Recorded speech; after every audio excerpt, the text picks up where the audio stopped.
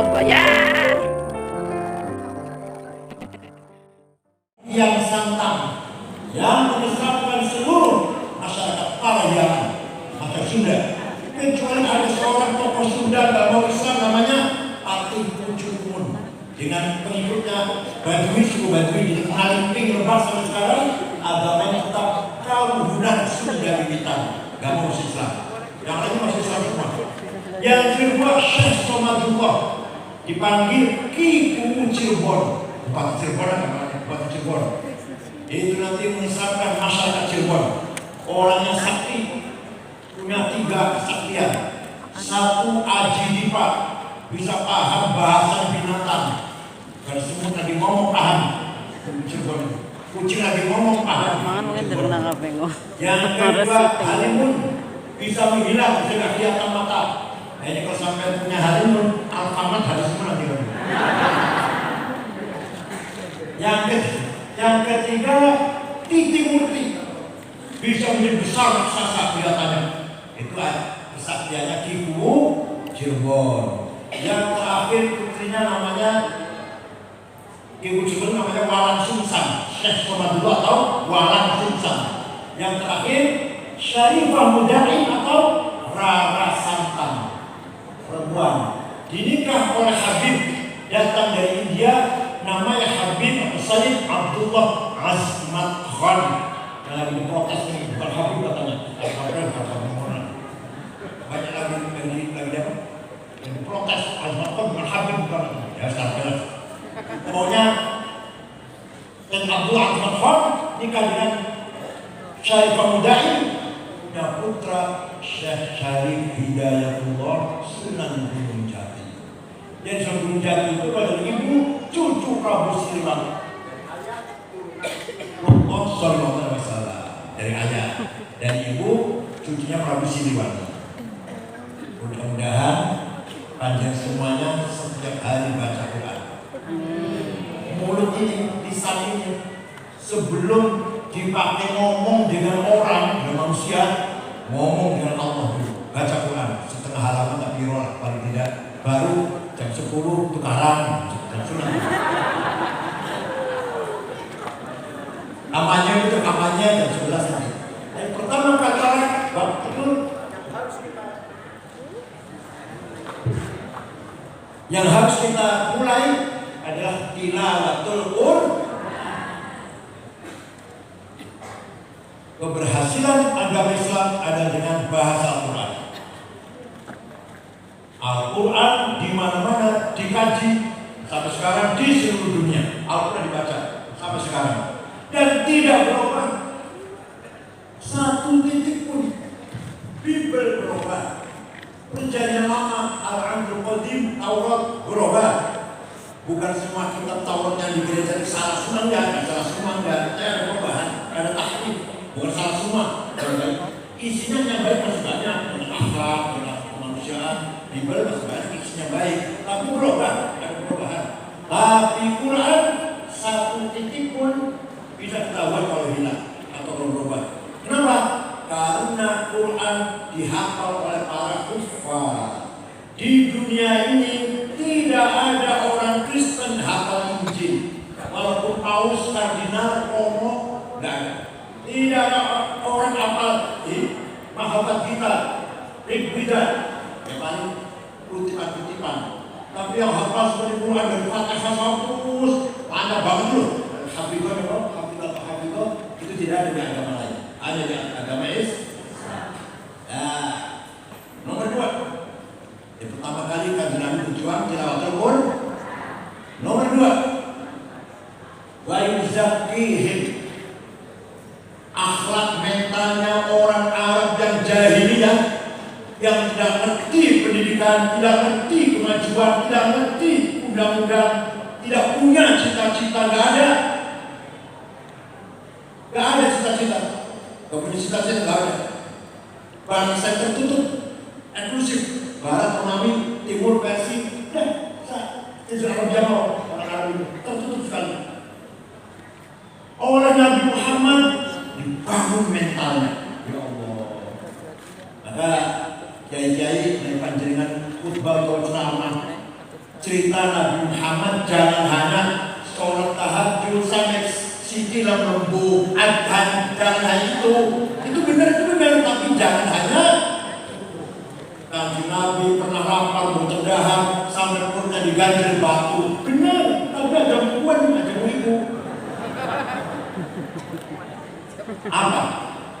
Disampaikan pula Nabi Muhammad orang yang punya mental besar, itu loh, punya cita-cita besar, mentalnya kuat.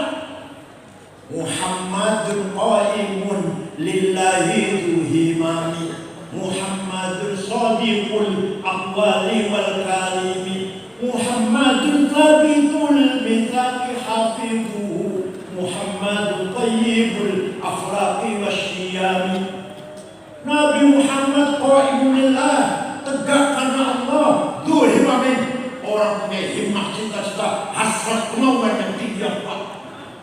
Suatu ketika dikandani oleh pamannya, Muhammad, kalian di sini ada dakwahnya, kamu tuh diancam akan dibunuh oleh Abu Jahal CS. Tidak sama nih, jangan kalau ingin aktif nak itu yang bisa mau dibunuh sampai jeruk ya, langsung ada. Nabi jawabnya, Wallahi law wada'u asy-syamsa fi yamini wal qamara fi yasari ala an atba hadzal amr ma taraktu hatta ahli baduna. Demi Allah, tadi Abu Jahal dan teman-temannya meletakkan matahari tangan kananku, bulan di tangan kiriku agar aku berhenti dakwah, saya tidak akan berhenti sampai saya menang. Saya harus menang. Itulah Muhammad. Udah sampai Muhammad.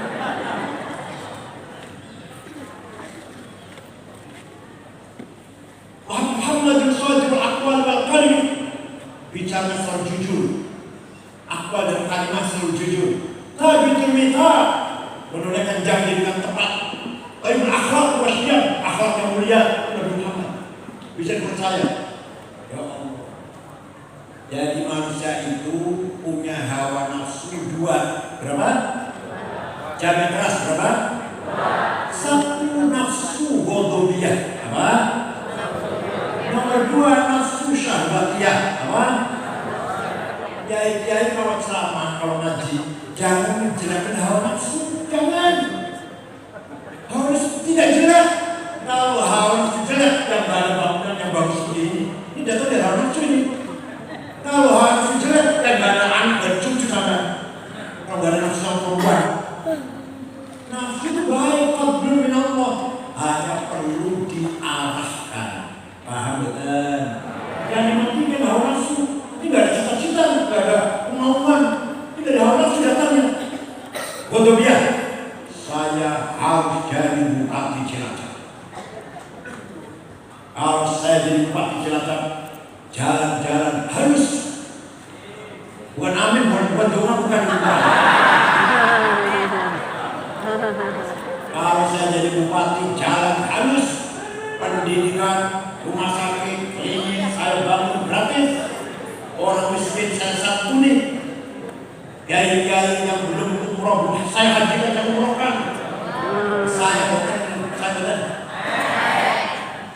Dan tujuannya bukan apa-apa, ibtigha amardhatillah, mencari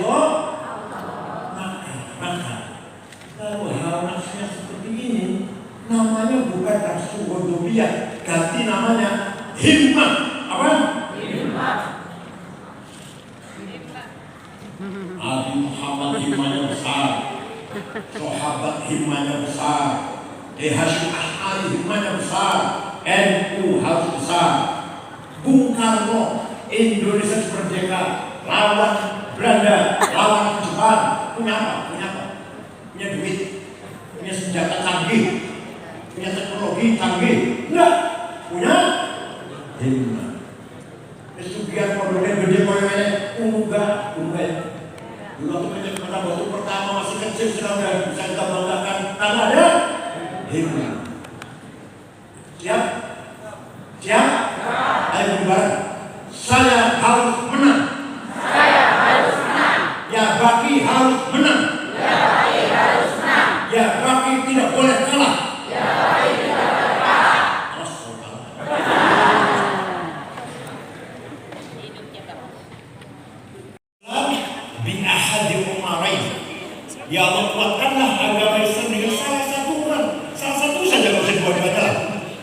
Kalau nggak Umar bin Khattab, Amr bin Hisham Abu Jahal. Salah satunya aja masih Islam, kuat kalau Islam. Lalu Sayyidina Umar mengatakan, ya Rasulullah dan teman-teman sahabat, mulai sekarang, ayo sholat di Masjidil Haram, terang-terangan ada saya. Dia baki di kecil nggak ada usah kayak gitu. Kayak Imdad jangan kecil hati, kayak Imam jangan kecil hati, ada saya, ada kayak gitu, ada yang kayak gitu. Kayak Imam jangan kecil hati, ada saya, ada yang kayak gitu. Harus ada Umarnya di sini, ada Umarnya. Ini kelihatannya numpuk-numpuk kayak gitu. Numpuk-numpuk nggak ada kayak Umarnya. Harus ada, jangan kalah, maju terus kayak Imdad, ada saya. Itu loh, jangan takut, jangan minder. Kecuali saya suruh saya bilang. Itu namanya orang dapat hidayah melalui tilawatil Quran. Ada lagi mirip-mirip. Raja Siliwangi, Raja Pajajaran, Prabu Pangeran Pamanah Rasa mendengar ada agama Islam yang dibawa oleh Syekh Hasanuddin dari Cina tahun 1340 yang terkenal dengan Syekh Kuro Kori membaca Quran di Rengas Dengklok Kerawang. Raja Siliwangi marah, mau saya bunuh Syekh Kuro ini. Sampai di sana ada muridnya santrinya lagi baca Quran, namanya Subang Larang. Kutilang, perempuan kutilang, kuning, tinggi, langsing. Ini kesugihan angel, bulan angel. Kalau suaranya, irem, pendek, gundrot, banyak banget. Oke banget. Itu Raja Siliwangi yang tadi mau membunuh Syekh Kuro, melihat Subang Larang lagi baca Quran dan cantik, kelepok-kelepok. Kiai atau Pak Haji, itu saya bilang, silakan, kamu harus masuk Islam. Udah masuk Islam, baca syahadat. Ada mas kawinnya, apa mas kawinnya? Tasbih. Wah, saya mau cari tasbih, mau berapa cok? Di sini gak ada, di sini Arab ada. Udah saya terbang. Biar terbang. Biasa terbang. Lumayan. 10 menit. Sekali lagi, gak bisa terbang.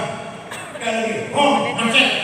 Kata Syekh Kuro, kalau Anda mau terbang, baca Bismillahirrahmanirrahim. Begini baca. Itu bismillah dulu. Betul nurut ya. Ringkas cerita, terbang datang bawa tasbih. Itu barangkali dongeng. Yang ini dongeng bukan yang ini. Tapi fakta sejarah.